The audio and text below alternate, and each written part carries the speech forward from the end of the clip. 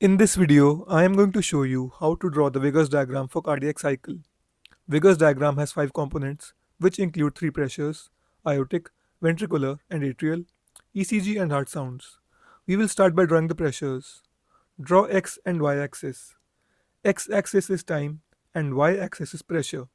Now draw 4 lines: 1, 2, 3, and 4. The space between line 2 and 3 is the ejection phase of systole. The space outside 1 and 4 is the filling phase of diastole. The space between 1 and 2 is isovolumetric contraction, and the space between 3 and 4 is isovolumetric relaxation. For the atrial pressures, simply draw the CVP waveform with C wave on line 1 and junction of V and Y on line 2. If you don't know how to draw CVP waveform, you can watch the video I have made about the same. The link is in the description.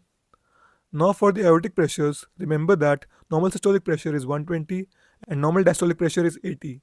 So draw a waveform such that pressure is around 80 outside line 2 and 3. Between 2 and 3, the pressure peaks to 120 and then starts coming down. The dicrotic notch, which occurs due to the blood flowing backwards from aorta into the ventricles momentarily, will lie on line 3. For ventricular pressures, just remember that it imitates atrial pressures during filling phase and aortic pressure during ejection phase. Join these two in the isovolumetric contraction and isovolumetric relaxation phase, and the pressure waveforms are done.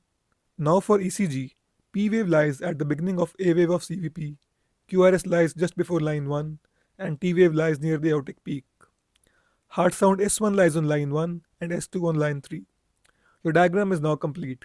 If you found the video helpful, subscribe to my channel and I will see you in the next one.